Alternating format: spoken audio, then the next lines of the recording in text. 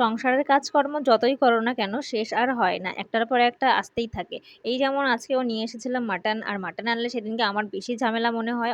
Mutton ধুতেই তো অনেকটা time লাগে। বেছে, বেছে দেখো ১ম এ, তারপরে ভালো করে জল দিয়ে ধোও।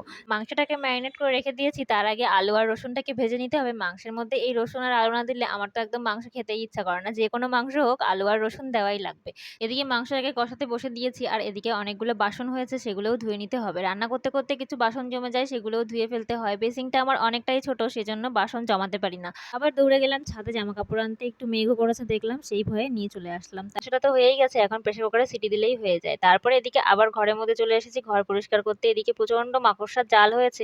বাইরে বৃষ্টি হয় আর ঘরের মধ্যে প্রচন্ড নোংরা হয়। কোথা থেকে যে এত নোংরা আসে ঝুল হয় বুঝতে পারি না। তারপরে স্নান করে গেলাম ছাদে ফুল আনতে। ফুল এনে পুজো দিয়ে খাওয়া দাওয়া করে রেস্ট নিয়ে নিয়েছিলাম। বিকালে দেখলাম বৃষ্টিও নেমেছে। আজকের ভিডিওটা কেমন লাগলো অবশ্যই জানিও। আজকের মতো টাটা এন্ড বাই বাই।